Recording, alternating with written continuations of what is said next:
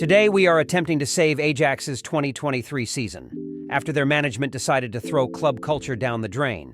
We'll be doing this on ultimate difficulty and with transfer negotiations on strict. Also, we'll start the season with Ajax's current roster, so no summer transfers before the season starts. Because Ajax has already spent more than 100 million euros on foreign players and lost its roots completely, our challenge will be to get Ajax back to their roots with a strong youth academy and attacking football. We'll play by the following rules. 1. No buying any more foreign players over the age of 22. When a player is sold, he must be replaced by a youth prospect or a former Ajax player that is still beloved by the fans. 2. Focus on building a strong youth academy with technically gifted players.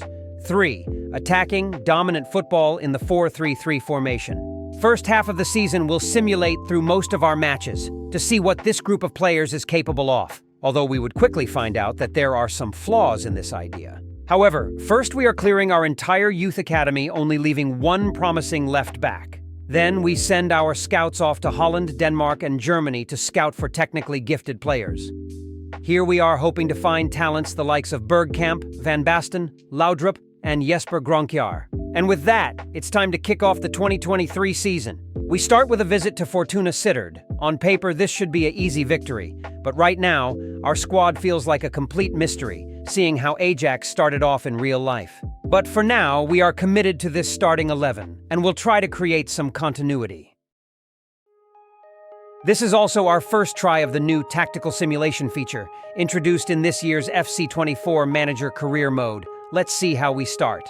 We are only a minute and a half into this season, and we get our first corner, taken by Steven Berghuis. He puts it on a platter for Brian Brobby, and he finishes wonderfully. 1-0 within 2 minutes. Then Brobby gets the ball from Bergwijn at the half-hour mark, and there is no hesitation. Up 2-0 within the first 30 minutes. What a start. What an excellent backhill this is to set up the goal. While the movement in the Fast forwarding to the second half. Just over an hour of play, Brobby receives the ball in the opposition's penalty box with just enough space for him to make something out of it. We're up 3-0 and cruising in our opening game. Brobby has a hat trick under his belt, but he ain't done yet. We find him again in acres of space and he strikes again. 4 goals to open his season. Where will his limit be this season if he continues on this foot? We simulate to the end and see a final score off 5-0 after Mikau Tadze gets on the board in his first official game as an Ajax player. We then sim ahead 2 games before we face our big rival Feyenoord. In the process, we beat Excelsior 3-1 and Vitesse 2-1, which means that we are now leading the Eredivisie with a maximum of 9 points out of 3 games. But Feyenoord Ajax is a special game in Holland, lovingly called the Klassieker, meaning a classic of Dutch football. This can make or break the season for both these teams. Let's dive in. We came out swinging, seizing the first big opportunity of the match. But hats off to Feyenoord's goalie. What a save, he snuffed out our moment like a pro. We then leave to much space in our box, and Feyenoord are up 1-0 by Quinten Timber, a former Ajax youth player. We struggle defensively, and before we know it, we are down 2-0. But just before halftime, Hartman makes a mistake, and Bilo misjudges our cross. Brobby brings us back in it 2-1. In the second half, there doesn't seem to be anything in it for us, and with extra time expiring, it looks like we're coming up short. But Ivanusec gives away the ball, and we pounce on it. 3 quick passes, and out of nowhere, Bergwijn is through. Bergwijn! He finishes it off, and we have equalized in the dying seconds. What a way to end this Klassieker. We then simulate forward again, and unfortunately we lost our first Europa League game against AEK Athens. We simulate to the end of October and see we've won our second Europa League game convincingly against a strong Brighton opponent. However, we did draw against Utrecht in the Eredivisie. We simulate to the end of November in which we beat Sparta. However, we lose to Volendam and Brighton before we face another rival, PSV. Also, our academy is starting to take shape with the first real talents coming up.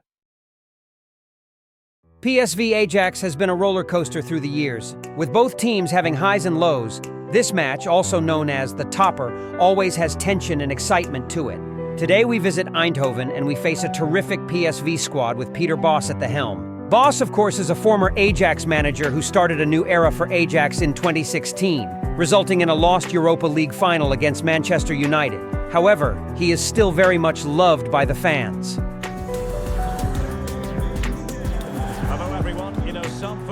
supporters enjoy a race. Unfortunately, we start off too slow, and before we know it, Luc de Jong has scored, and we are down 1-0. Our defense and goalie, Gorder, did not look so great here, but we did not take very long to respond. Berghuis runs into the space, and Divine Wrench spots him. Berghuis is through, and it's 1-1. Unfortunately for us, this is where all the good news ends in this match against PSV. Even though it was a great goal, PSV was just a lot stronger today. They only need 4 minutes to find Luc de Jong for a second time in our penalty box. He doesn't hesitate, and we're behind again. Cutting the ball back. And a goal. Quickly after, Lozano's quick feet are too much for our center-back Sutalo, and he takes Lozano down inside the box. Penalty. We send our goalie to the correct corner, but somehow he still is no match for Lozano's shot. It's 3-1, and we're broken. In the second half, Luc de Jong completes his hat-trick, and we are sent home with lots of homework and our egos back in their corner. We are now 4th in the Eredivisie, already 6 points behind PSV, which in football terms, of course, is a lot. We sim ahead to the end of December. In this time frame, we only managed to beat NEC and Sparta in the Eredivisie. We draw 3 times, of which twice in the Europa League, and we get knocked out of the Dutch Cup after penalties. We then stop our sim early because we have to deal with an unsettled youth player. This actually turns into quite a memorable moment because Loic Gill actually was our first youth academy player, and he will now be the first youth player we promote to our senior squad. We then make a complete rundown of our youth academy and set development plans for some of the very promising looking talents. This will definitely be fun next season. Looking at the standings after the disappointing month of December, we see that we weren't the only one with a disappointing month. We are now 3rd and still 6 points behind PSV and 5 points behind Feyenoord. However, when we look at the Europa League, all the draws we had killed us in a very close group and we finished last. We also noticed that all the monthly simulating left its mark on player morale, with the squad not being rotated when simulating for longer periods of time. Honestly, we forgot we had to do this when simulating. For the second half of the season, we will simulate the games individually to make sure we rotate our lineup when necessary and to keep up player morale. Our transfer period starts with veteran goalkeeper Remco Pasveer leaving.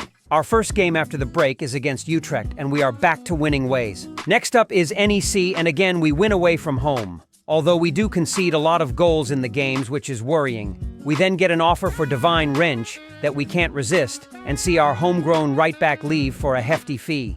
We also get an offer we can't refuse for Kenneth Taylor, another homegrown player that is leaving Ajax behind.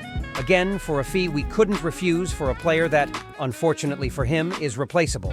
After our good run of form, we are now 2nd behind Feyenoord when we take home another win, this time against Pek Zwolle. With that win, we have arrived at the winter transfer period's deadline day. Freiburg are willing to pay the release clause of goalkeeper Rulli, whose tenure at Ajax ends early and not very successfully. We obviously wish him all the best at Freiburg, but he was never really part of our future plans. Following our set rules, we are still not allowed to sign replacements for the players that have left. We have to either do with the players we have or bring in players from the academy. Arsenal decide to put in an offer for our captain, Bergwijn, in the final hours of this deadline day. However, we are not letting him go that easily and retain him. We take another look at our youth academy and see that things are looking up.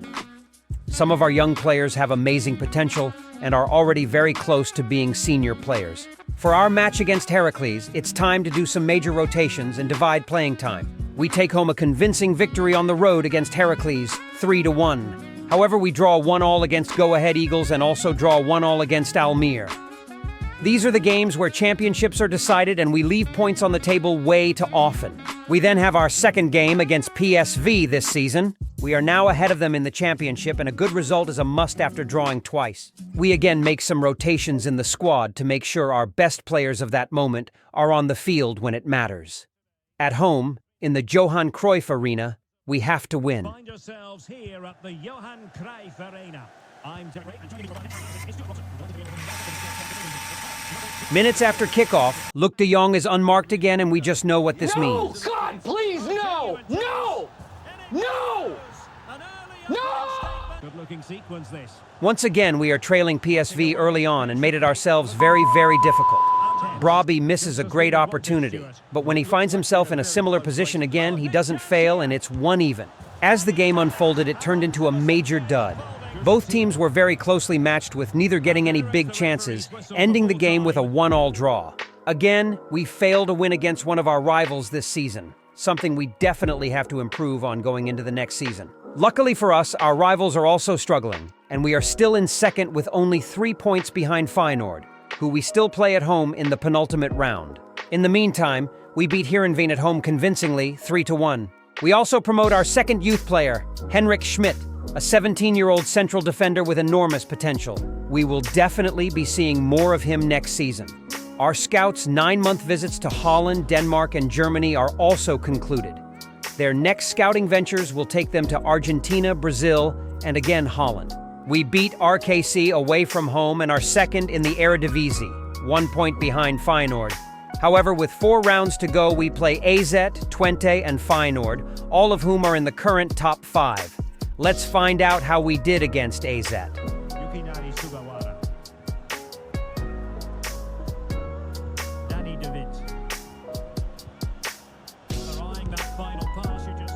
We leave Pavlidis, AZ's top scorer, wide open in our own box, and we are 1-0 down. Not a great start. Just before halftime, we fail to block the shot, and Gorder can't save it, down 2-0, and things are looking bleak. The game ends in a very disappointing 2-4 loss at home.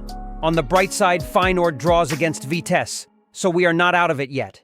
But we could have taken to lead today, so we missed a major opportunity here. Next up is Twente, and we are facing some fitness challenges at the end of the season. We are forced to give some players a rest before we play Feyenoord and take the risk with some fringe players. Being 4 points behind Feyenoord means we have to win this. 2, 1. Our draw against Twente means that Feyenoord are almost out of reach. They can take the title at our home in the penultimate game, just by not losing to us. However, we are determined to beat them, and we have a fit squad, ready to take on the challenge. The title race is heating up between the top two. Neither side can afford to lose today, as it could be calamitous for their season. We have all the action for you live on EA TV. It really is a perfect day for football here in Amsterdam. That is key to winning any football game. Which of these teams... After just 3 minutes of play, Quinton Timber loses his head and gets sent off. There are no excuses left now. We have to beat this 10-man Feyenoord today. Oh, the attack press. Can he finish? And the keeper. Can he play it in? Pulls it back.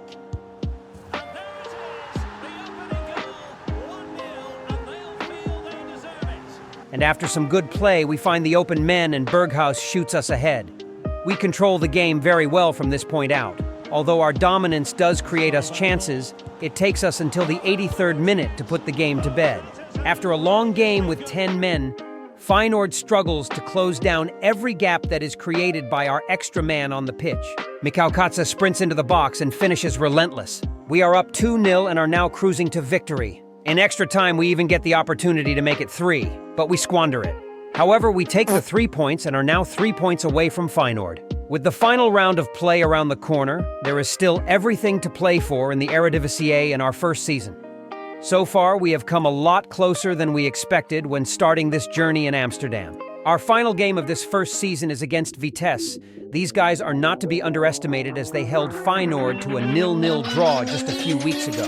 We have to be on our A game today and take home the 3 points.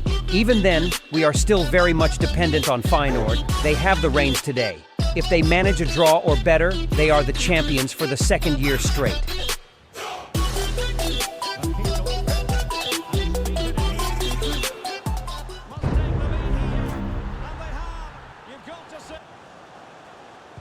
And playing it through. Even as we take over control in the second half, this game feels like it's just not ours to win today. The players feel slow and off. We don't create any real chances and lose without ever having had a chance to win today. But things get worse. PSV win and pass us for second place on the final day of the season. We failed to meet our target to qualify for the Champions League and are looking towards a very, very tough off-season. Our squad just isn't well balanced with too many players for one position and not enough for others, which meant we had to play players out of their position too often. We are already planning ahead for next season with certain players converting to other positions. Also, we will be looking to get rid of some of the inheritance we got from previous management, starting with Medic, whose release clause is met by Marseille. Looking at the list of Eredivisie top scorers, one of our problems is very visible. Our top scorer is a midfielder and is placed 7th on the list. We need more goals from our attackers next season and we'll be working on this. This concludes our first season of Reviving Ajax. If you enjoyed our journey, make sure to drop a like and subscribe for more sports and gaming-related videos like this. Thanks for watching and see you in our next video. Goodbye from us.